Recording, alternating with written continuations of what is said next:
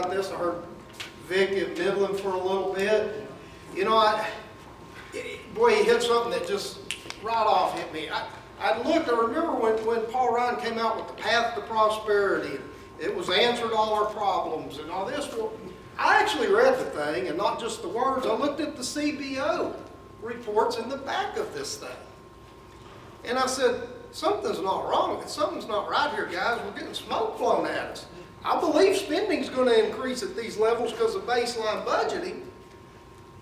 But how in the world are we going to have this growth for the next 10 years to double the revenue to the federal government? This is a bunch of smoke. And Vic put up a CBO chart right up there. I was like, yes, yes. Vic Sperandeo, it's hard for a West Texas boy. He serves as the president and CEO of Alpha Financial Technologies, LLC, and is a founding partner of EAM Partners, LP, and serves as the president and CEO of its general partner, EAM Corporation. Known as Trader Vic, he is a professional trader, index developer, and financial market commentator. And well, y'all are going to love it. I mean, he's going to show you this smoke they're really blowing at you with these CBO charts and their assumptions of growth for the next 20 years at 4% every year and never have another recession. So with that, I want to turn it over to Vic, and I'm really looking forward to it.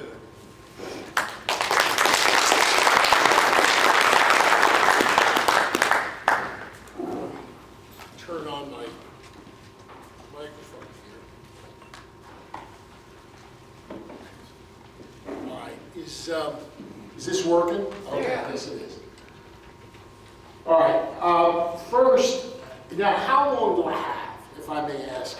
As long as you need. As long as you want. All right, well, that's dangerous, but I'll try to be reasonable, and I can do this in a reasonable time. Let me just do some preliminaries.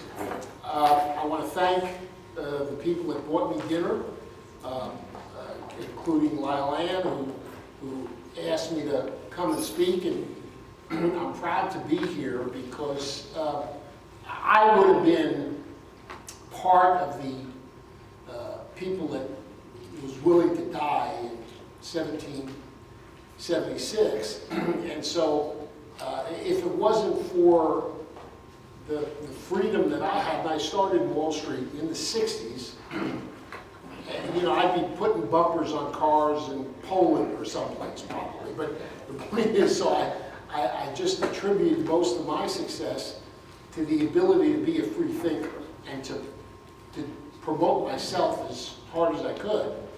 So when the Tea Party was started, I took this as a group of people that perhaps don't do the kind of statistical work that I do, but had the intuitive understanding that debt increasing at these rates can only go on so long. So I really think this is an appropriate conversation I'm going to have with you, I hope, in the sense of showing you what my research has taken me to. And by the way, you know, I have clients in Wall Street, and like Boone Pickens was one of my clients when I first moved to Texas. Well, I first came to Texas in the early 80s. But the point is, I do research for institutions. My books, if you pick one up, you'll see that there's a lot of statistical, historical research. And the speech I'm going to give tonight, the talk, this I've sold for almost $50,000. The lowest I've sold it for was a little over 20, and that's based on hours of putting in. And clients say, I want this, I want that, give me this, and I do it for them, and I charge them like a lawyer would charge them. And we have a big office in Houston with a lot of PhDs and math professors, and we can go back in time and test anything and do things that are pretty incredible. A NASA engineer that literally put rockets on the moon. So we're a quant organization, if you've heard that word, quantitative analysis, and we basically construct very fancy, complicated algorithms that trade markets, and that's what I do for a living. But anyway, this speech was first made February 16th of 2010, and it's been upgraded to almost to date. And basically, it was a warning when I first made the speech. In 212, after 212, I am now not warning, I'm saying this is an event that I predict will occur in 10 years. Now, I'm going to get into why I say that. You can't, I'm known as a market trader and a timer, but you can't time this, and I'll explain why. But anyway, what got me into this was the CBO puts out a report every January 31st to February 6th. This has gotten about a third bigger from 210. And basically what this is, and these are the people who are supposed to be independent, kind of not biased. Of course, they get their data from the administration. So, and they project 10 years. All these little yellows are things that I've probably put into this. And what they have in this is really, if the SEC were overseeing this, every single person here who provided this would be in jail, because this is misinformation. This is fraud, what they have. But I'll give you one example. Somebody asked me this over dinner. The longest recovery that the United States has ever had, according to the National Bureau of Economic Research, which gauges these things, is 128 months, a little over 10 years, 61 to 69. Well, we're already 5 years and a couple of months into this quote-unquote recovery, and this projects no recessions for 10 more years. So you really have to have courage to put something like that together, to assume you're going to go 5 years more than the longest recovery in 100 years. Actually going back to the mid-1800s is when they started. So this is really an incredible piece of misinformation. But it is interesting to see what they're saying. And it's, again, that's what got me going here, because this is impossible. So like this organization, when you founded, I decided to do more than intuitively guess at what is going to happen with this debt. So I did a huge amount of research, and that's what you're seeing tonight.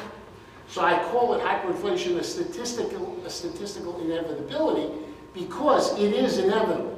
If you assume the country won't go bankrupt, and anybody with a printing press never goes bankrupt.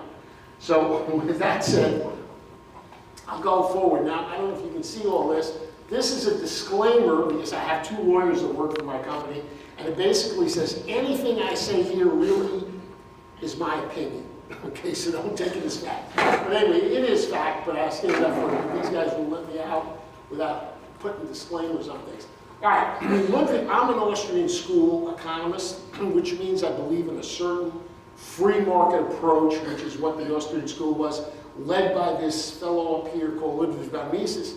And he basically said economics is a science of the means to be applied for the attainment of ends chosen. So in other words, what that is it says that you can skin a cat many ways. So you want to have growth. You can do that with Keynesian economics by printing money and creating debt, or you can do it with lower taxes and low regulation. So it's how you want to apply to get there. Now, I worked as an independent trader for George Soros in late 81 and 82. So I know him very well. I didn't know his philosophy at the time, so we never talked politics, but we talked every day. But he basically said, and this is very, very true. Now, by the way, this is available to you all.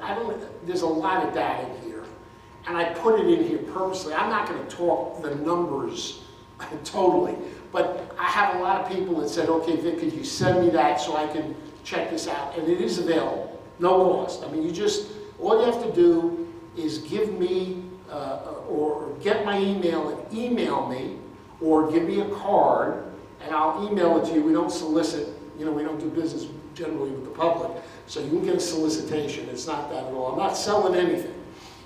Anyway, so Soros basically said, let me flip this around. Now this is, he is one of the most unbelievably Marxist people I've ever met from what I read, but he was brilliant in what he does, and I can't take that away from him. Economic history is a never-ending series of episodes based on falsehoods and lies, not truths. And that is today. It represents the path to big profits. The object is to recognize the trend whose premise is false, ride that trend, and step off before it is discredited. Now that is really words of wisdom. And I don't like George Soros. I mean, I know him, and I knew him a long time ago. I didn't know what he was, but this is absolutely true. Here's my sentiments. Never trust a government statistic without investigating their basis for the computation. In modern times, they're always biased towards positive results, and the rules keep changing to ensure that. And that's kind of my sentiments. If you ever believe anything the government tells you from any economic organization or statistical organization like the BLS, the Bureau of Labor Statistics, or the BEA, you might as well play Russian roulette with a semi-automatic, because it is bogus, it is a lie. I can bring that up as we go along. It is so incredible what they do to promote themselves.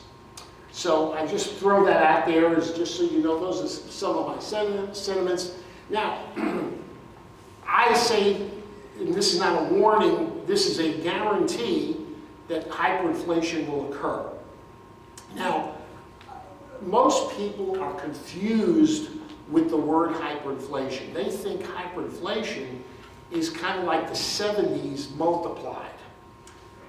It actually is the opposite. Hyperinflation has nothing to do with normal inflation as you would think of the term.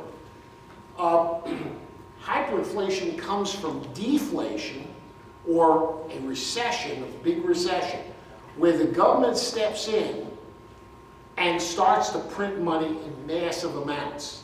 And it basically is, it's a run on the banks. Think of a run on the bank. You think a bank is going out of business. You run to the bank to get your money. That's what hyperinflation is. You basically don't want the currency because you think it's going to depreciate in value. So everybody wants to get rid of the currency and anything it represents, like a bond or cash or T-bill or anything that represents an annuity-like instrument. So people run from the currency. So it's not like normal inflation, which I define up here, if you look at Webster's dictionary, is defined as an increase in the volume of money and credit relative to the goods and services being produced, which results in a general price increase. That's normal inflation. That happened in the 70s, and that's when there's a lot of printing of money and people spending the money and basically buying things, and the production isn't matching. So what happens is prices go up, but they go up on a moderate level. In the 70s, the highest 10-year compounded rate of inflation was about 9%. Hyperinflation was defined by this fellow here in the 50s called Philip Kagan. And he defined hyperinflation as an increase in whatever measure you want for inflation, let's call it the consumer price index, the CPI, of 50% in 1 month. Now, if you can imagine having $1 million in the bank, and 1 month later, it has the buying power of 500,000. That's what hyperinflation is. And the only way that happens is when people sell the currency. So it's not prices necessarily going up. It's the value of what those prices could buy on the currency going down. A little bit of I can't say I found many people that understand the difference. And if you do the research as I did, you'll come up with the understanding of this. But I'm going to show you as we go on. Okay, I believe this is, okay.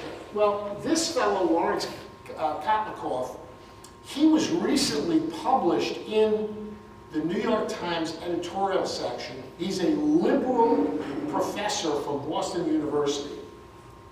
He's got the highest calculated prediction of unfunded liabilities.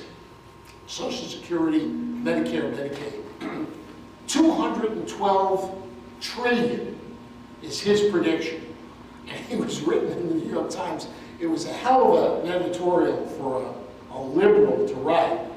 And he also shows the sham of what the government's doing on when they put out a deficit number. They put it out on cash accounting basis. They're the only entity in the country that uses cash accounting. I'm a firm with about 12 people, and we all have to use what's called GAAP accounting, generally accepted accounting principles. And basically the deficit, according to Larry Kapnikoff, was 6 trillion last year, not 680 billion, because they don't include unfunded liabilities. So if you can imagine seeing a front page deficit of 6 trillion, now that would even scare Harry Reid maybe, but the point is that they don't use those numbers, they hide it. That's why I say never believe any number the government puts out unless you want to go and investigate it and check it out, because you're at risk because they're lying to you. And that's really what it is. Okay, in this case, let's go with Larry presented this. I've updated. I originally did this in 2010, as I said, so I've updated this.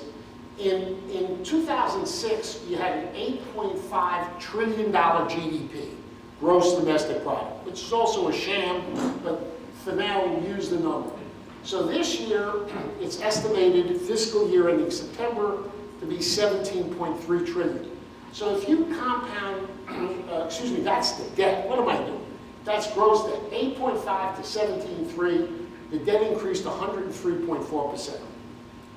Over here is the GDP. Okay, the GDP in this year was 13.3 trillion. Here it's 16.2. GDP increased 21.2%. So think about this. You got debt increasing 5 times GDP. And tax revenue is based on GDP. Historically, for the last 60 years, basically, the government's collected, no matter what the tax rate, about 18% of GDP. So that's how they estimate what the tax will be. And it can be lower and it can be higher, but not much. 20 is kind of the high, no matter what the tax rate. And 16, 15 and a half is the low, which happened recently. So here's the issue. You've got 5 times debt increasing to growth. See, so that's unsustainable, and that's why you know that at some point this game will end. I'll get into a couple of points about this in a minute. Here, there is a professor, his name is Peter Bernholz. He's a retired Basel, Switzerland professor. He is the guru of hyperinflation. He wrote a book called Monetary Regimes and Inflation. I've spoken in one of my clients is Royal Bank of Scotland, and they send me all over the world and make speeches. And I made this speech in Zurich, and the reporters, German reporters, but they spoke English, and they interviewed me, and I mentioned Bernholz, and you know they had heard of him, didn't know him well, but they said, "Do you mind if we interview Peter Bernholz?" I said, "Go ahead." This comes out of his book, by the way. And they did. And by the way, I'm really responsible for this guy's retirement becoming very successful. Because I can tell you this book has sold a tremendous amount of copies. So he knows my name. But anyway, here is a list. There's only been 30 occasions, the way I count, of hyperinflation in the history of the world. The first one was in the French Revolution, 1791 to 1795. However, after that, it's all been on we were on a metallic standard. I'll get into that a little later because I mentioned that event. But after 1920, it's all on what I call a paper standard, not a bimetallic standard, which was what the Constitution was based on. So anyway, here, if you want to get a feel for how crazy things can be, and somebody showed me they had some of this printed money. Mainly everybody thinks of Germany. These are in alphabetical order.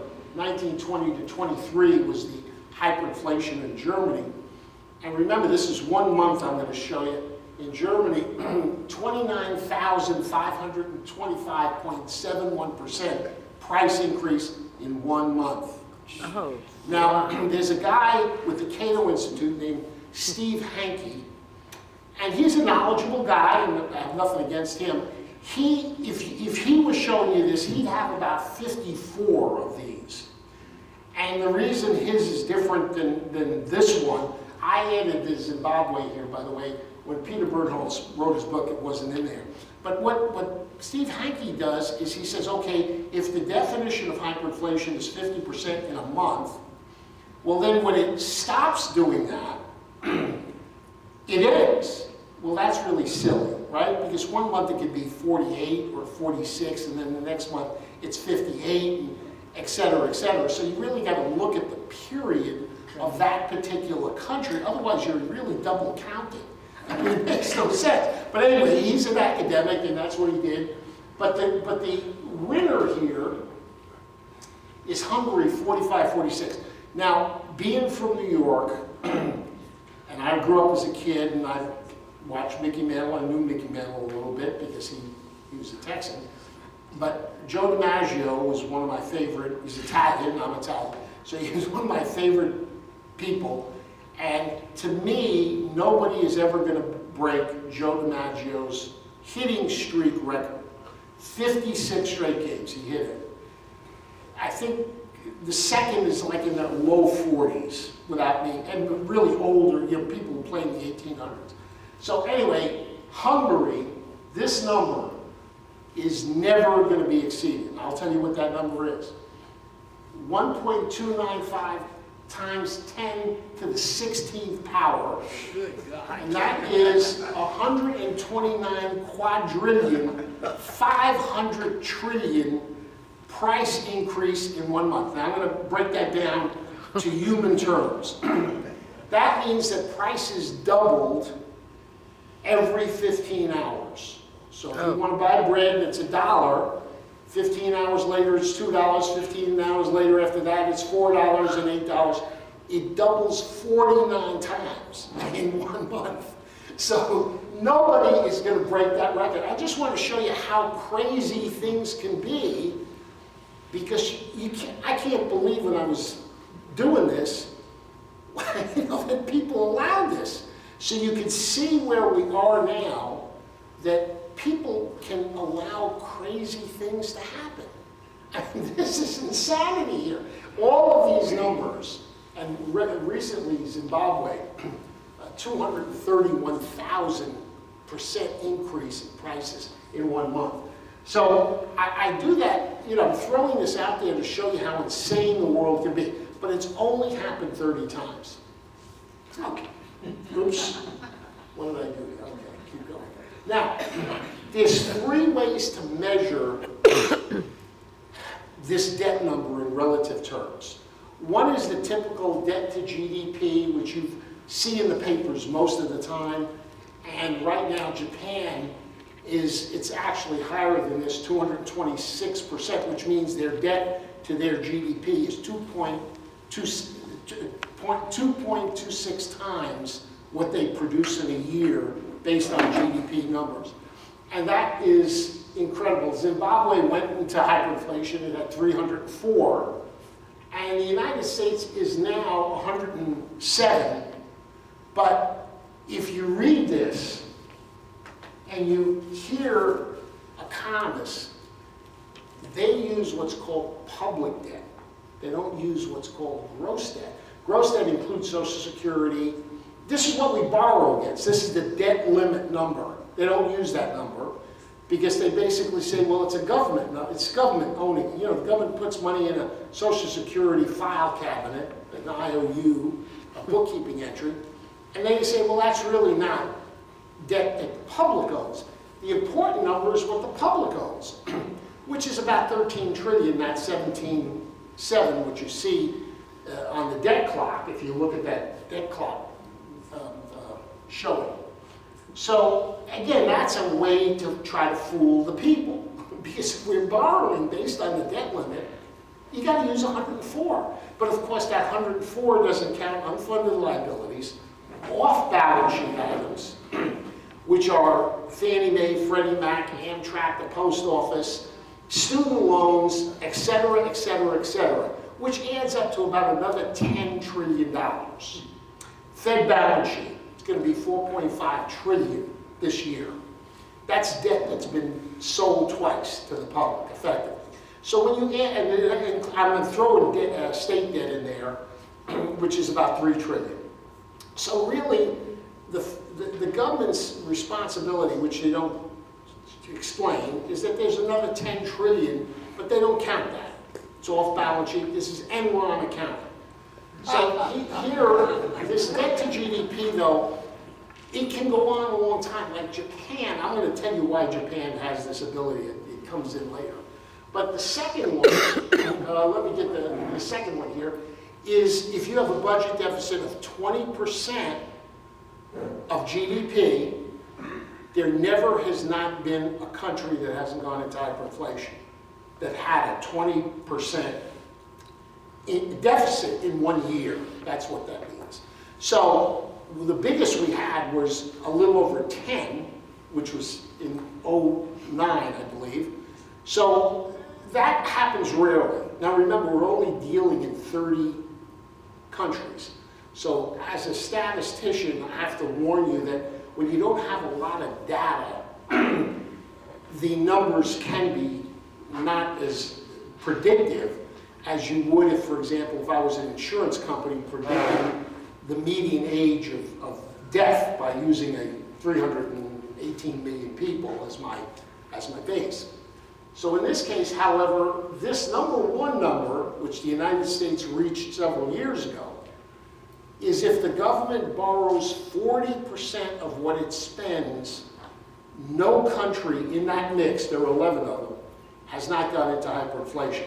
So let me break that down. Let's assume the government spends $100 and it borrows 40. Anytime that has happened, it doesn't happen the next year, it basically sets up for the government to go into hyperinflation 11 times out of 11, whenever it's occurred. So the government has already achieved, now again, there's only 11 statistics, see? So really I have to put that in as a disclosure that, you know, there's not a lot of statistics here. But anyway, we've hit that number, and I'm going to show it in a minute. And here's Kitlikoff's number. He, by the way, revised it down to 202 trillion unfunded liability. So it used to be 212 a few years ago, and he lowered it. And that's basically what this table is. And I put this in here a lot, just if somebody wants it or needs it or wants to look at it. Like I say, I'm not going to read you a whole bunch of numbers, you'll fall asleep. Now this used to come out of the CBO. They canceled this. That's why it's only up to 212. They don't want to show this anymore, so they take it out. And basically what this is, remember there's two debt numbers, gross and public. The public debt number is this red line, which is the debt in trillions. At this time in 2012, it was about approaching 10. It's now up here about 13. And this number, which was 14, as you know, is about approaching 18. And this is the debt as a fraction of GDP. It's the same principle as I showed you before. They didn't like this chart because when you get these hyperbolic exponential hockey sticks, we call them in my world. They never stop. You can't ever stop. Once you stop, the game ends, like musical chairs. When you have the last chair, the game is over. But these moves keep going, bad things happen. Okay, to really give you a picture now, I'm borrowing this from a guy named Martinson, Bill Martinson. And he has a DVD called A Crash Course. You may see him on TV sometimes advertising it. And this guy's a former scientist, and he's very organized. He really does a hell of a job. His presentation is great. Anyway, this comes out of that, and what he was trying to depict was how big $1 trillion is. Because you can say it easy enough, but really, what does it mean? So let's assume you had a stack of $1,000 bills. They stopped being printed in the 30s. But let's say you had a stack of $1,000 bills, and you wanted to make $1 million. It'd be 4 inches high, $1 million. Well, if you wanted $1 trillion, you'd pile each one of those up. It would go 67.9 miles high, and then you would get global warming, because the thing would be breaking the ozone layer. It would be through, which starts at about 60 miles high to about 80, depends where you are. And here's this little dot. That is a stack of $1,000 bills right up there. It's not, you can't drive a plane up there, let's put it that way. So the point is, that's how big $1 trillion is. We have on the books 17.7, off the books another 10, and unfunded liabilities, according to Kitlakoff, of 202 trillion. You see, it is impossible. It's unsustainable. I'm going to make a comment about that later. Here, by the way, I'm just going to, this comes right out of the CBO. This difference, this is where we came from. Here we are right now about, and as you see this gap, which is the revenues versus the spending, this is spending, this is revenues. This is basically the CBOE projection. This is really where we are, but anyway, you see they never meet. So we never balance the budget, ever. It's always debt on debt on debt, increasing. Okay, a little bit about inflation. In 1913, our President Wilson at the time signed in income taxes and basically the Federal Reserve Board. And I'm going to say this because some people may know, some people may not know, but I have to dwell on the Fed for 2 seconds. You know the Fed is a private institution, right? Everybody here know that? Yes. And they never say that, of course. And there's reasons they don't tell you that. Because the corporations who own, that control and own the newspapers, don't let them say it. Because they take advantage of it. But anyway, they're owned by private bankers. They're secret. The names will not be revealed. And here, to give you an idea of this institution, Germany deposited gold with the Fed, and they asked for a fraction of it back, and we told them we'd deliver it in 2020. They don't have it. There is no gold, because they can't deliver it. So here we have an institution that you deposit something with them, it's held in trust, and they don't have it. They're secret, and they're owned privately by bankers, and those bankers won't tell you who they are that own the Fed. So you can already see how the government has slowly eroded from the original 1776 to, well, the actual Constitution was 1787, and then the Bill of Rights 2 years later. But the point is, getting to that Fed, because they provide, they actually make this occur. Up until the 60s, we were on a silver standard at least, and then Nixon went off with this arrow here. And from here to there, the compounded rate of the CPI, this is official numbers. Remember what I told you about government numbers. Can't believe it, but this is what they say, is 4.2% a year compounded. So if you want to know why the middle class, and you read this every week, you see at least 2 or 3 articles if you look through the New York Times, which I have to force myself to do. I have a few drinks of scotch, I look at this at times. and here you have inequality, income inequality is mentioned, which is Marxism 101. And they mention this every week, at least twice, to try to get people to say, isn't this a bad system? Because people are making more money than other people. But more importantly, from this level on, nobody can keep up with a 4.2% compounded rate of price increase in a progressive tax system. In 10 years, with the last, showing the last 10 years CPI, official numbers again, 238, 40,000 turns into $50,800.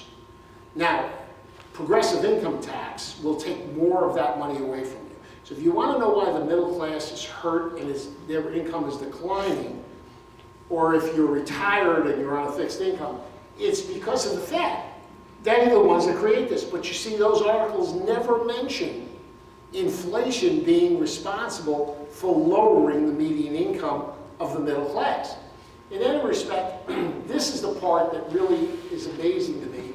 This is put out by the Bureau of Labor Statistics. In 2008, this came out in what's called the Monthly Labor Review article, Common Misconception about the CPI. So there are lots of questions because the CPI since 1980 has been changed 3 times officially and 4 times unofficially. And what I mean by that is they don't like the fact that this line is going up so much, so they change the way they calculate the number. So this is like a casino that sets the odds where you're going to lose. And if you ever start to win, they'll just change the game. Okay? And that's a business, though. But you know that going in. Here, many people don't get this. And really what they're doing is they're taking advantage of the deal they made with retired people by telling them they were going to index their Social Security payments to inflation. Of course, they can't do that with a 4.2% rate, so they change the way they calculate the numbers. They don't tell people because it looks bad politically, so they do things called hedonics, geometric mean, substitution, which means if cattle goes up too high, they assume you're going to buy hogs. But if hogs go up, well, then they assume you're going to buy chicken. And if chicken goes up too much, it's rice and beans. They keep lowering what they assume people will do. But the CPI was originally a basket of goods and services that reflected prices of those objects. They weren't meant to be anything else except, well, what are these prices? So here's what the BLS says the CPI is today. The CPI's objective, and this comes right out of this review, so this is their publication. The CPI's objective is to calculate the change in the amount consumers need to spend to maintain a constant level of satisfaction. That's what they think the CPI is to you.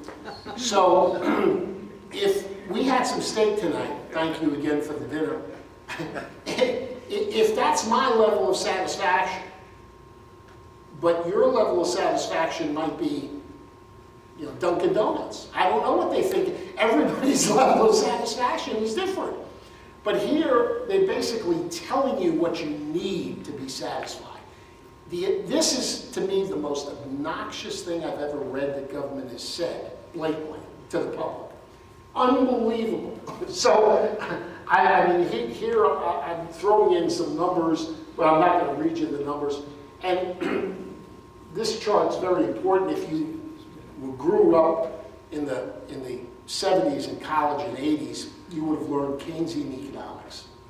So here, if I was debating a Keynesian, and remember I'm an Austrian school thinker, if I were debating it, I would put this chart up and sit down. I don't need to debate. what this is GDP, which is this red line, and this was put out by this fellow, Christopher Chantrell. He's the one that, but he took the numbers, and I checked the numbers there. He just put them together. I mean, he didn't fabricate them. The green line is government spending. Now notice in 1903, that's when it starts, federal, state, and local governments spent 3%. That's all they spent, 3%. How did we survive? 3%. That's all they spent. Today they spend about 22 to 20, well, with state and local, they spend in the 40s. That's this number up here. So this green line going up is government spending, state, local, and federal. And this red line is GDP. Now, as you can see, the more government spends, the less GDP grows. What does that tell you? Keynesianism may work at a point, but there is a point where it has what economists would call diminishing returns. Why? Because it's inefficient. What the government does with money is inefficient. Whereas what you do, whether you want to blow it in Vegas or you want to invest it in an oil well, it's efficient because it's your money. So here is, now this will never be seen, in my opinion, in any newspaper or any publication because it is destroying what the politicians want, which is the ability to spend. It doesn't help people, as this shows you clearly. All right, here I'm going to run through this quick, but remember it's available. In 2009, this block here, remember this 40.2, that's how much the government borrowed on its spending, 40.2%. Remember when I told you that there never was a time where the government borrowed 40% where it didn't go into hyperinflation. What happens, it gets better as you're in this recovery. But then when you have the next recession, it explodes and it goes into the 50s and 60s because the base is very weak. Okay, so I'm just going to leave that. A lot of this explains what it is. Now, here's a, I'll call this a chart of why Japan can have as stated here, it's a little higher now, a 226% debt to GDP, and they survive. Now, I'm going to presume nobody speaks Japanese here. True? Nobody speaks Japanese? All right. All of this is government advertising in Japan. And these pretty little girls here, what they're basically saying is, we like Japanese men who buy Japanese bonds. Every single one of them says that. And believe me, I don't speak Japanese, but when somebody told me that, I said, well, maybe I'll buy some bonds. I mean, every single one of these girls is, you know, in a calendar somewhere. But anyway, in all sincerity, you know how chauvinistic the Japanese people are. They created the kamikazes. I mean, they're really unusual people. They are homogenous. Whereas in the United States, we're a melting pot. We have a lot of different backgrounds. The United States would never, it either does what it does or it doesn't do it, but it's not going to do it because the government tries to advertise it. Although in the Second World War, they did advertise savings bonds and people bought those, but they were very patriotic. Okay, now, here we come into a lot of what hyperinflation is in real terms. This is real, and what I mean by that is there was a professor, he was a co-founder of Cornell University. I believe Cornell is a top 10, certainly a top 15 university in this country. And he was the co-founder of this in 2012 where he wrote this book, and this is called Fiat Money, Inflation in France, and you can download this for free. Because obviously the copyright is gone. It was, you know, 102 years ago.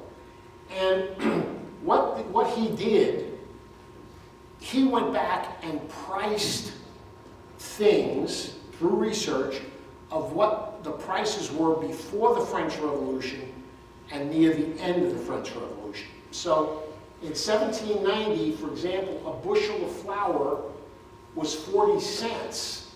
And in 1795, and this is according, now this guy's a professor and he's not a government official, was $45. So what we have on this column is not percentage increases, but times.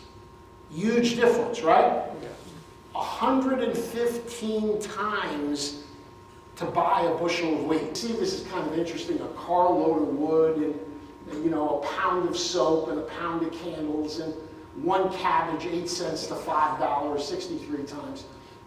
Here's something, I don't know why, but he puts in 25 eggs. I never bought any 25 eggs. But whatever happened in the 1700s, they had 25 eggs.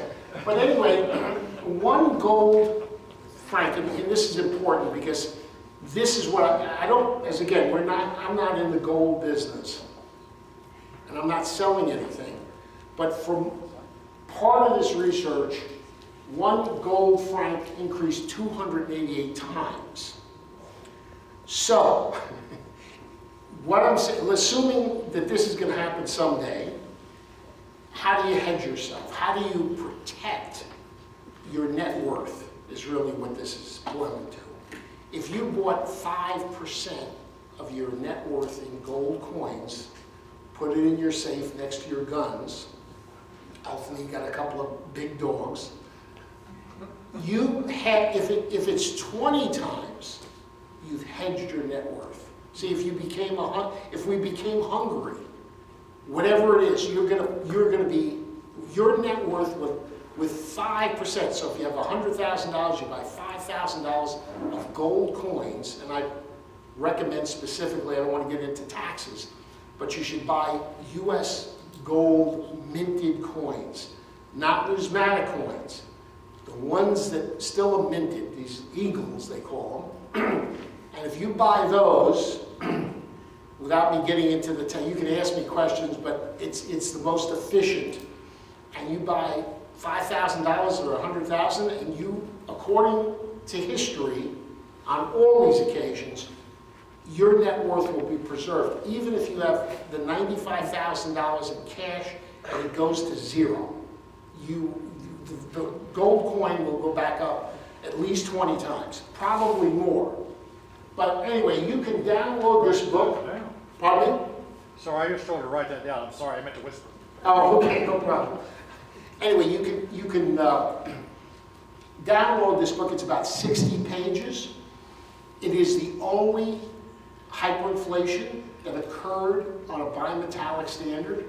It's a fascinating story of how France, this is where Marie Antoinette, lost her head and said, see, they were complaining about this flour.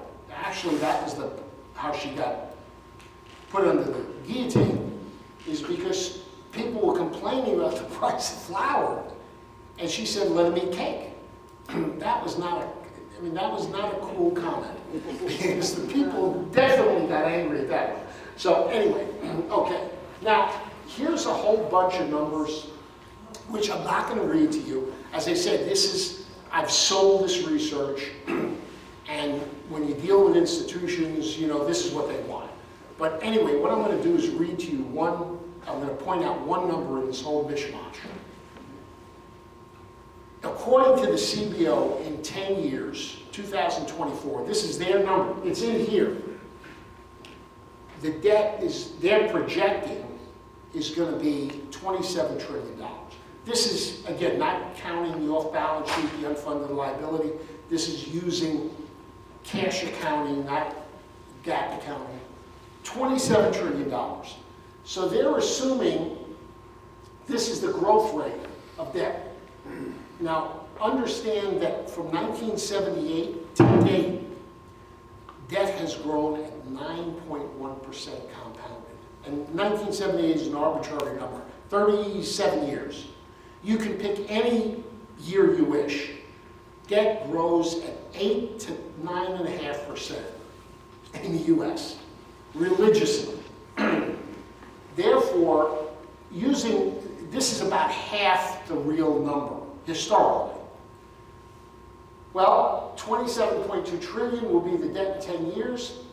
If interest rates go back, now the historical 51-year Well, from 1961, the average interest rate, if you take 30-year bonds and 1-month T-bills, is 6.1%. 6.1. That's, you remember those rates. I mean, you know, I bought my first house, I think I had a mortgage, it was 8.5%, things like that. All right, so this says at a 5% rate, you're gonna basically pay interest of 1.4 trillion. We pay today 226 billion. That's what it was a year ago. Now, that's 24, let's round it, 25% of all the tax revenue the government estimates it's going to get. It estimates it's going to spend in 10 years. And that's in here, so this is not my number. They're going to spend 6 trillion, they're going to collect 5, in round numbers. It's 4.9 something.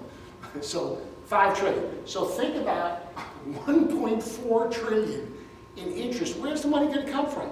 See, there's my call on hyperinflation.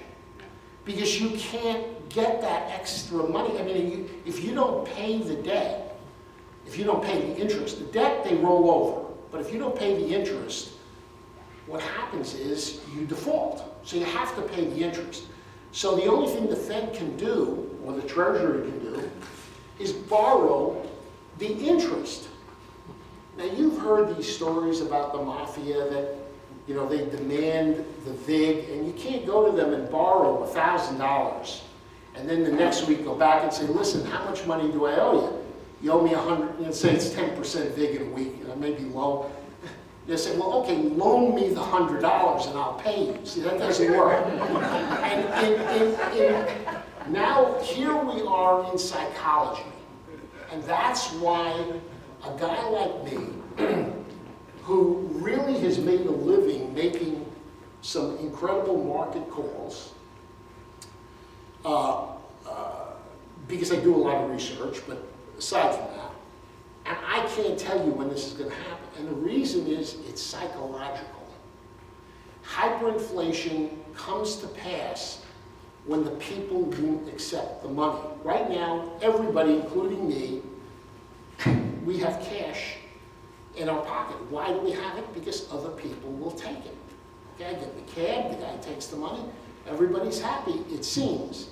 So when the time comes that people will not accept the money, is when you get the table that I showed you from Bernholtz. You get hyperinflation because people don't want the paper.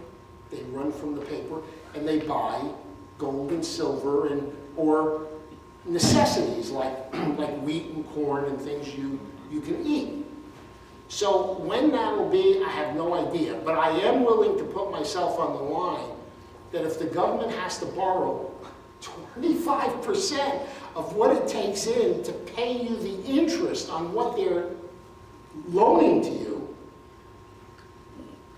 that's not going to work. So this has got to end someday. I mean, I say within 10 years. This thing is close to mine. I apologize for that. So that's the only number I want to show you up here, because what I do, all of these are various historical assumptions within reason. And you can plug in your own numbers. You can say, well, gee, I don't think we're going to have 5% interest, 5% growth. I think we're going to have 4.3, or I think we're going to have 7. Whatever numbers you want, they're here. So you can build your own model for what's going to happen to the government, because I give you the reasonable assumptions of what's happened in the last, really, well, since 1929, because that's when the GDP numbers are available. But debt numbers go back to the 1700s, so you can, you know, there's one number is just not enough. I mean, I can't predict just on one number. All right, this is basically saying the same thing. Okay, so here we discussed this at dinner. I think all you know that the gold was confiscated by Roosevelt with an executive order in 1933. What I think it was Lyle Land that asked me, and this, I put it up here, just to comment on this. The interesting part is not that he did this, even though it is a gross violation of the Constitution, Article 1, Section 8. confiscated your gold under penalty of fines and prison terms that were greater than Bonnie and Clyde in robbing banks. So they got the gold at $20.67 an ounce, and then a year later they said, well, it's worth $35 an ounce, a 67% valuation, which they didn't give you. But the key was, we have, in theory, checks and balances. And now I present you to John Roberts, who changed the law to put through Obamacare, I call it, Obamacare. He changed the law. It wasn't a tax, it was a fee, right? That Democrats purposely didn't make it a tax, because then it wouldn't have passed.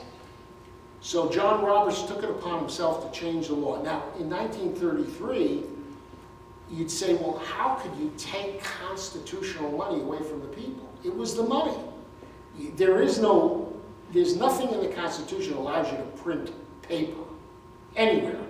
The Founding Fathers, to the man, none of them would have signed the Constitution if it had paper money, because they all had bad experiences and studied paper money. In the early 1700s, each state printed its money. They all had inflation. It was all garbage.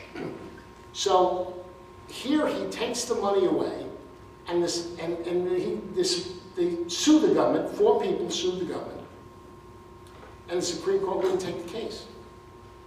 So that, to me, is more significant than Roosevelt confiscating your money, because it's more like what John Roberts did. You don't have checks and balances. You do not have 3 branches of government. And that is the scary part. In other words, if you don't follow the law, and you're in it's effectively, I mean, I wouldn't say they get together and talk about this, but it's a conspiracy, whether you call it that or not. Why wouldn't the Supreme Court take the case, any of these cases? They just said we won't take them. So they didn't have to rule. So now we're on a paper standard. We got off the silver standard in the 60s, mid-60s. And now we have a paper standard, and that's why you have that inflation rate I was telling you about, and it's only going to get worse. But the key is this really shows you what this country has come to. I think that's going to be it. Well, this is just one. I put in some data here. Originally, I had this for 30 years. Well, you can forget that. You're not going to see 30 years. So anyway, these are just various assumptions. You know, they're really for institutions that want this stuff that I charge them for. But it'll bore the hell out of you. But if you want to do research, you can get this. Now, let me give you one. I don't think you've heard about this story I'm going to tell you, but it's an inspiration perhaps for any one of you in this group. And again, I really feel privileged to talk to the Tea Party because you're great Americans in my view. And I'm going to start out with this question. Did anybody ever hear of Wayne Bidwell Wheeler? Does anybody know who he is? Never heard of him. Okay. This is a very unique man. I don't necessarily like him, okay, but he's a unique man who became one of the most powerful men in the United States in the 1914 to 2028 when he died. What did he do? He did the impossible. I'm going to tell you how he did it because maybe there's a clue here. He was the president of what's called the Anti-Saloon League. And you've all heard of the temperance movement. Well, the temperance movement was to abolish men from drinking, women too, but the women were really promoting this because lots of men were getting drunk and weren't working. So, you know, there was some, let's say you can make an argument for this. But if you told me that the 18th Amendment, I believe, which was an amendment to prohibit the sale of alcohol in the United States. Women didn't have the right to vote then. So this is all men voting to stop men from drinking alcohol. I would have given you any amount of odds at the time, and I would have lost everything I had. Because I never would believe that would happen. How could that be possible? Men would vote to stop drinking, beer, everything. Well, Wayne Bidwell Wheeler discovered how to do this. And that's why I'm telling you the story of Mr. Wheeler, because what he basically did, and this is why he was one of the most powerful people in the country, he first developed now of course the country had much lower population, but he said, well, how many people want less drinking? Now remember, he had to appeal to men because the right to vote came in 1920, and this happened in 1919. So he got a group of people that basically submitted to him in writing of some form. They didn't have television then either, but he controlled a group of people everywhere. Okay, so then what he did was he went around to the districts where there wasn't a big percentage, and he convinced the men, the people that were going to vote, that they should vote for this law, that it would be better. However, he conned them into doing this. And then he went to the politicians and he said, you either vote for this amendment. Remember, you had to change the Constitution. Very hard to do. Otherwise, I control, it was just a small minority, so that if you had 50-50, he controlled an extra 1 or 2. So that politician would get voted out of office, because he controlled the vote. And that's what made this guy the most powerful man in the country. And if you read about Wayne Bidwell Wheeler, you'll see that he scared everybody because he can control a small marginal vote. Remember that some of the people didn't want the drinking going on. Most did. He convinced a small margin to switch, and then he controlled that excess. And that he went and he told politicians, you either vote for this or you lose your job. And he got the amendment passed. Of course, it was changed in 1933 because of all the murder and corruption that occurred. But the guy did the impossible. I mean, it's impossible for me to even imagine that somebody can do this. But really, the story of Wayne Wheeler is so unbelievable to me that I believe anything is possible. Now, there's a lot more population, there's a lot more districts. They range these districts where, they put the Democrats in one district, so it'd be very hard to do the same thing. I'm only giving you the story because in theory it's possible, okay? So with that, I'll take any questions, and it was less than an hour. Yes? So does it matter if Republicans or Democrats are all screwed no matter what? I think that history has told us that's true. And I think the only way out of this is libertarians. Amen. Okay? I mean, I have no idea what will happen, but the point is, they are, if you will, a shot. I mean, the Rand Paul mentality, Ted Cruz in his own way, I mean, I really do respect him. He memorized the Constitution. So this guy is really a little different. But what Republicans have shown is they want welfare light or welfare efficient or give away money more efficiently. But they really are putting this country in jeopardy more than anybody because they get voted for to change things and they really don't. Paint the pig another color and there you go. Exactly. Yes, sir.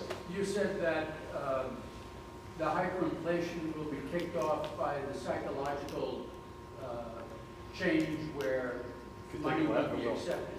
Paper money won't be accepted. Correct. Could that be precipitated from overseas by the Chinese, for example, who hold so much of our debt, saying we're not going to accept American cash?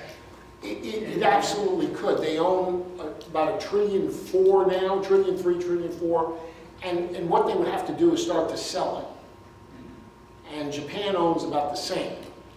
So if they start to sell that pieces of paper, it could cause people to say, well, I want to sell mine too. It will be, now again, this is going to correlate to a decline in the dollar, because basically it's the currency people don't want to hold. Bonds represent the currency, because if you cash out of the bonds, you get currency. So they're going to trade similarly, but it's going to be that now what causes the psychology? Like I say, I'm of the belief that if you're borrowing interest to pay interest, nobody's going to accept that. Yes?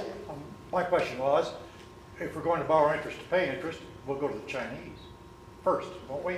They have the most money. Yes. And they already have money invested. Ergo, they would probably be more likely to loan you the interest. Well, if you go back to the mafia example, they don't exactly do that. Well, but the Chinese aren't exactly the mafia. I'm only saying that I think that things depend. For example, the Chinese depend on selling their stuff. So if they build an internal economy and they don't need to worry about selling stuff to feed their people, that they can do it internally, that might change their theme. Again, this gets into permutations where it's so many variables that I can't answer them all. I'm only giving you the essence of the problem. Hyperinflation is a run on the bank. The government is the bank. What will make people not accept this currency? That is a question. Relative measures. Yes. What effect is the fact that so many of our young people today have 5, 6, 7, 8 plastic cards and they don't use money? And Yeah. they don't even pay the capital of the debt they have on their plastic, they just pay the interest or the minimum Well, payment. they're not going to run from what they don't own, naturally, but it's the people with the capital that will run. And the key concept here is called capital controls. Every country that runs into this, for example, if you go overseas, you have to sign that you don't have more than $10,000, right? That's a form of capital control. And all these capital controls are basically, they're moving them in slowly but surely. If you go to Chase Bank and you're a small business, they will not let you have more than a certain amount of money. This is a policy. In cash per day. Now they use excuses, well, it's to protect against drug money, but they won't give you your money back right away. So the point is, what the worry is here, now we're getting into more, what do you do? 5% gold minimum would be, don't go crazy on this gold thing. 5% to 10%, because you've got to look at it like an insurance policy on your house. See, you put it away and you hope it doesn't happen. But the other point is that you need to be able to get any cash you have out of the country. And when these capital controls come on, they won't let you take it out of the country. Now here's what I've done. Somebody at dinner said, well, explain this. What I've done is, the two countries that I like very much is Australia and Canada. Yes. The gold situation. They do deal in precious metals. Australia just voted in a very conservative fellow from virtually a communist. But Canada is, their capital gains rate's 15%. They have a great balance sheet, and they're close. You can go there. See, Switzerland, I would normally say, but Swiss got burned by the IRS. They won't take American accounts anymore. So you can't go to Switzerland and open an account. They won't take it. However, Canada will. And what you can do is you can open a small account. You could put $5,000 in, personally now. And then you have the ability to wire. And you could wire in hours. Now, I feel I have the ability to see this coming before the government puts the gavel down and says you can't wire money or you close it down. I mean, it's going to be, the key is going to be the dollar. The dollar going down big is a clue. So you should watch the dollar every day for curiosity. But the point is, if you wire money out, then you can convert it to any currency you wish. It could be in dollars, you send it out. And I deal with the Royal Bank of Canada. corporate account with EAM, with the company that was there, and personally. And I could just wire in hours, and money is gone. Then I would convert it. Now, you can even wire it in other currencies, but I mean, the key is, let's assume everybody here holds dollars principally. Those dollars you may want to get rid of someday quick. So the key is, if the government closes the banks and they stop you from wiring money, then you're stuck with this potentially marks or Hungarian money that is going to be worthless. You see what I mean? So my answer is, and it doesn't cost it costs me $50 a month personally. It's more expensive than the corporate account to have an account in Canada. And I can drive to Canada. I have in Vancouver because it's a pretty place. A lot of Chinese in Canada. Good. Yeah. 25% of the population Chinese. But anyway, the key is you can fly there in 4 hours from here, from Dallas, and you can, it would take you a while to drive there because it's not close, but the point is you can, it's physical, it's physically possible, but you can't bring money across the border. See, they'll ask you, are you carrying any cash? But you can wire money. So that is, and I really do like the Canadian dollar. And the Canadian dollar and the Aussie dollar are the two currencies recently that have not made new lows. Pound, the yen, the Swiss franc, the euro, all made new lows recently because of what's going on here. That's another question. The key is Aussie dollar and Canada have not. Okay. Any other questions? Okay, yes, sir. What's people like George Soros going to do? Who? What's people like George Soros? He's going to short the hell out of him. He's already, I have to say, he's 180 degrees, but like his little comment in the beginning, he understands currencies and economics as they apply to governments. So He's ahead of the action. he is ahead. Whatever he's doing, it'd be nice to know, but he will not lose. Now, he's an elderly gentleman, so I wouldn't call him a gentleman. He's an elderly socialist, and he probably, will die before this happens, but he definitely, I would bet on him as knowing what to do. Okay, that way I'm going to get to everybody, so, yes. Okay, we visited our daughter over Labor Day weekend, and she's an economics major, finance major, and she's worried. She says by the time she retires, she'll need to have $3 million in order to live at the rate of inflation we're going to. And so she's really tight with everything, and she says, Mom, I don't know how I'm ever going to save up $3 million or make $3 million. What would you tell somebody like that? She's going to need a lot more.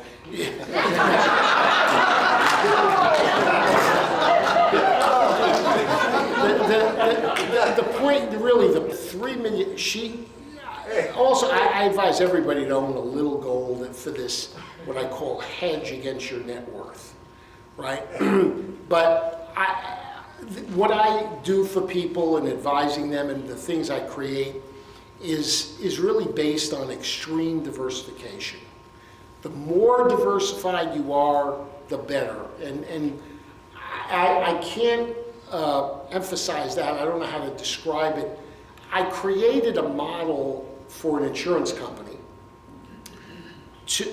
which we'll call a portfolio or a return driver, if you will. It's more of an index. You don't need me once I created it. And let me just tell you what's in it. It's got 30% stocks, 20% bonds, 20% gold. This is a leverage product, by the way. In other words, there's more than one. And if you put up $100, you're buying $250. But it's what's called not correlated. So, all right, let's go back. 30% stocks, 20% bonds, 20% gold, 100% T-notes, which can go out to cash. This is for an institution, so if I start telling them about Canadian dollars and things, they're not going to, they don't want that. And then I've got 7 other products, 7 other object strategies that go long and short commodities, which is the hedge to to the longs. One is long only, of course, gold is a hedge and bonds are a hedge against stocks. And for example, this strategy made 17% in 2008 when it held 30% stocks, it lost, but bonds went up and gold were flat. And the other strategies, the long short term, which it gets too complicated, but I'm just trying to use it as an example. There are 7 other long short strategies, all different. So what I'm saying is diversification is, and this comes from Harry Markowitz, who created the concept of diversification in the 50s, early 50s, and is used basically by most mutual funds. Of course, mutual funds do it where they buy different stocks. But anyway, in this case, I'm buying different assets and different asset classes. And a little bit of this, actually, the less you buy of any one thing and the more diversified you are, the more secure you are. But you won't necessarily make a lot of money. That's why I use a little leverage in this, 2.5. But 100% of it is T-notes. Again, it's an insurance company. They have to have a government security in there, even though I really don't want to give them that, but I have to. All right, next. Yes. I just got elected president and I've asked you to be my Secretary of the Treasury. You've used the word inevitable.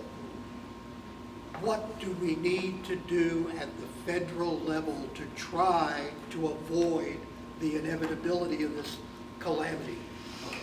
Well, not in order, because again, I'm trying to give you the essence.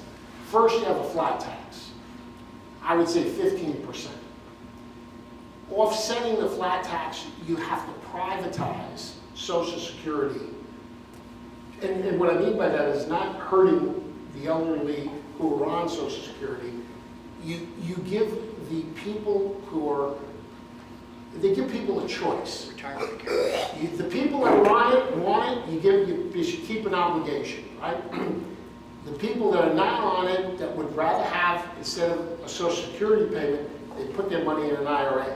Now, if a lot of people did that, but there would be some deficits, but the problem would end in 20 to 25 years. And old people die off. Exactly. So you have an answer, see?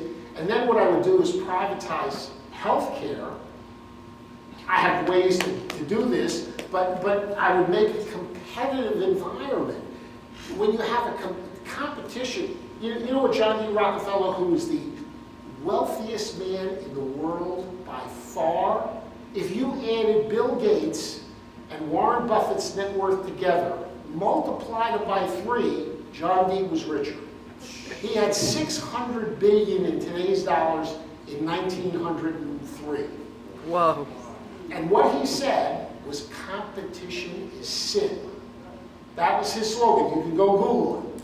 Competition is sin. He made his money by buying off other people who developed oil. I mean, he bought them off.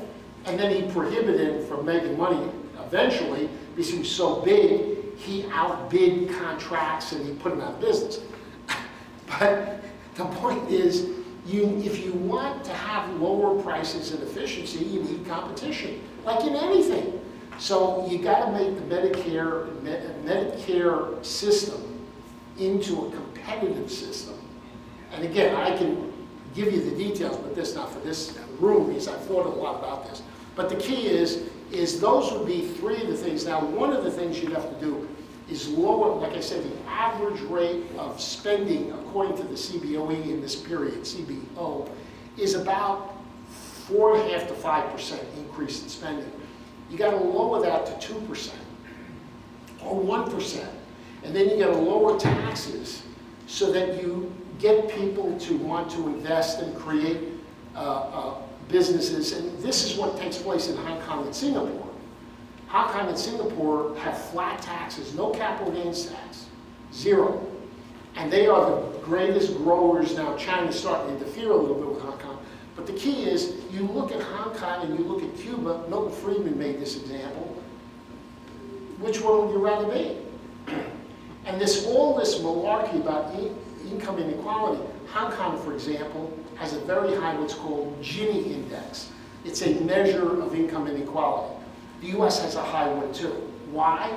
people keep coming here who are poor. So they drive, in other words, you get Mexico coming in, and those are poor people, so you have middle class and wealthy, and you keep driving the income disparity because you have a lot more people coming in who are causing that disparity. Same thing with Hong Kong. The whole Asia is going into Hong Kong and Singapore.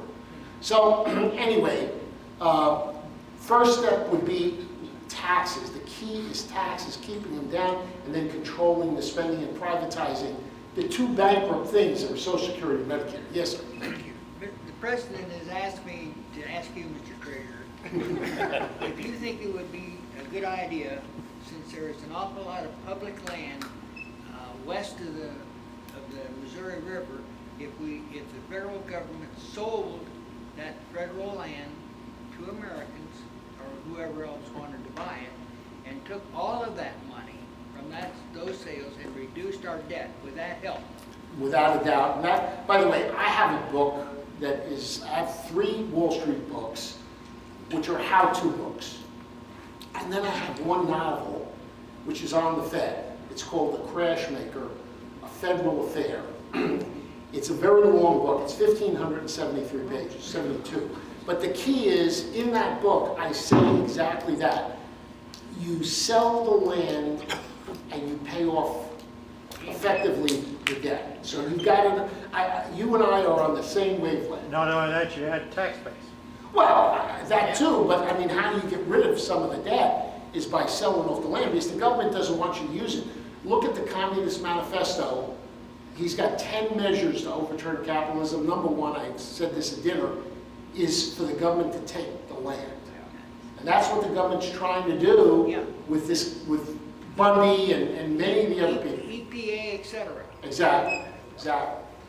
Yes, sir. You know, in one of the aspects of hyperinflation concerns is just a complete breakdown of social order. The company's economic chaos, you'd have social chaos with it. Would you expect that? Absolutely. And riots and maybe going to totalitarian government and all those things. There's no way to win in this thing. No way to win. Change comes. That's why I recommend Canada, because if you have gold coins and you can wire your money and you can go to Canada, I mean, you know, I'm really getting a little, I don't usually scare people like that with this, but you asked me the question. So you definitely don't want to be around when those, you know, when flour is going from 40 cents to $45 a bushel, because you look what happened at Ferguson, and that was, you know, had nothing to do with the inability to get food. But the things that go up in hyperinflation, other currencies, because people are selling one and buying others, gold and silver, and necessities, food, and primarily in meat and things you can, you know, you can eat. I mean, the other stuff, hyperinflation. Let me give you an interesting story.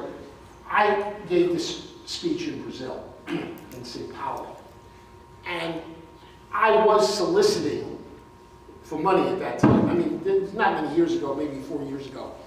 And I was meeting with what's called family offices, which are wealthy offices that invest their own money. And I met with some wealthy families, and in 1992 and 3, Brazil had 2,000% inflation in 1 year. And I met with the families. I said, what did you do? They sent people to what you would call Albertsons, as an example, when it opened, and they would go down the aisle and they would write down all the important ingredient products that they thought were important. I mean, they wouldn't necessarily price radishes, but they would price bananas and oranges and things like that, and then all, you know, whatever was in the store that they thought was important. They had the list, and they would do that at night, so they could gauge what the real price increases of necessities. What happens is, first of all, business stops, and I'll tell you why it stops. Let's say a Coca-Cola costs $1, and next week it costs $5. And the next week it costs $15, and then $30. Well, you really don't know what the value of that Coke is if prices are moving up so fast. So you don't buy it, right? And you can't get a mortgage on a house, so you can't sell your house. So houses come down because people can't buy them. Some people are forced to sell, so they sell for whatever because there's no mortgages. And therefore, business completely stops. People try to survive. So the economic environment is horrible. I mean, believe me, I hope I'm wrong on this, sincerely. I'm a numbers guy. Unfortunately, when you go out 10 years to 27 trillion, I just don't think there's any way you go back to normal interest rates that we're going to be able to pay that interest. So my point is, yes, you do not want to be here, and that takes a certain amount of planning. Now, I don't store food. I have a lot of guns. The ATF has been to my house, in my apartment. But because they think I'm a dealer is why they came there. And the point is that you really can't do much with those guns because, you know, well, I live in a high-rise, but the point is you want to be able to retreat to someplace safe. And that really, to me, is Canada. that's my, you know, that's my kind of exit, my fence. All right. Horrible to talk about this in America. Yes? I was just wondering why you didn't suggest buying new monastics, just US for... A new what? The new monastics you said. Oh, numismatics, yes. It's a tax reason, okay? Right now, there's a tax. There's a tax on gold and silver because the government doesn't want you to own that. So they incentivize you not to own it. So there's what's called a penalty tax on gold. Now, let me give you what it was. When capital gains were 15%, the tax on gold or an ETF was 28. Now that they moved it up to 23 3/4 with the, with Medicare, I think it's still 28. I don't think they moved it up any further. But a numismatic coin is an asset, and it will be taxed at 28% minimum if they haven't moved it up. But an eagle, and here's where the IRS would hate me for this. An eagle is still constitutional money. Bullion? No, not bullion, coins. Because what the Constitution says is you can coin money, right? So anything that the mint coins is money. And you can't tax money. So for example, if you were to go to Europe now and you were to take your dollar bills and what you do is you don't sell them, you exchange them for euros. There's no tax. I mean, no tax even if they appreciate against the euro. There's no tax. Well, there can't be a tax on gold coins and silver coins as long as they're minted by the U.S. Not Cougarans or not Maple Leafs, because they're not U.S. gold coins, tax-free. Now, the government hates this, the IRS hates this. This is a Supreme Court ruling, Thompson versus Butler. It was a little while ago. But in that ruling, it basically said that a $50 bill, cash bill, and a $50 gold coin are the same thing. Now, of course, that's ridiculous because the gold coins, if it's 1 ounce, it's traded at $1,250. But the Supreme Court says it's the same.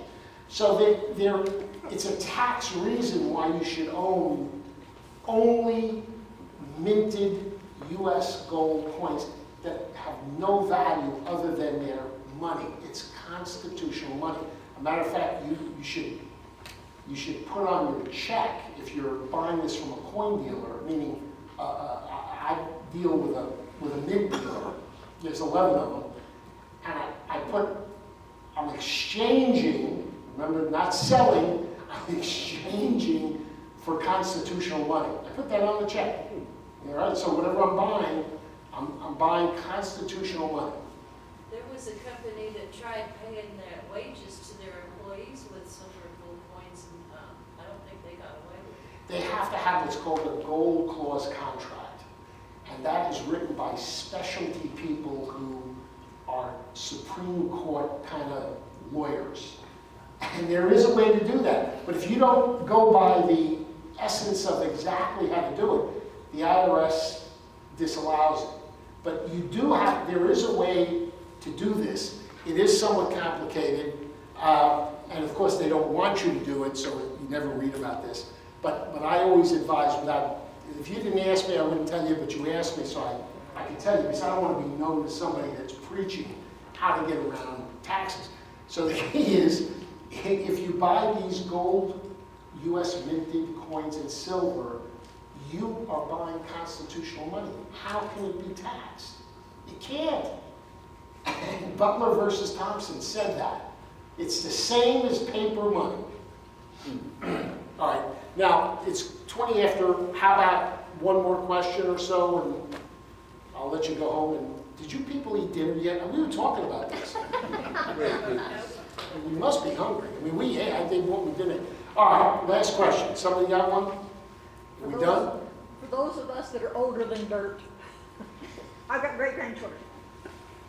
How should I hedge my retirement? If I live another 10, 20 years, my mother-in-law lived to be 100 years old. God bless you.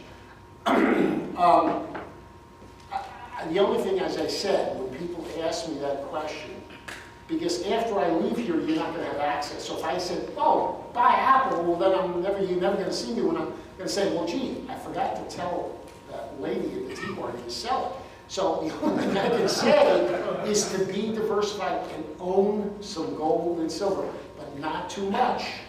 Because again, then you're speculating in gold and silver, and then when it goes up and down, they're volatile, you'll get nervous. So 5% hedges your net worth against this eventuality. And you know, gold had a fabulous run, which ended in 11, and it hasn't come down horribly. It's come down about a third of what the price was before it ran up. And not too bad. I mean, normally things correct 50%, 33%. So I would say that's the only thing I can honestly give you advice, because I'm not going to be there overseeing your portfolio, you see. Okay, well, thank you.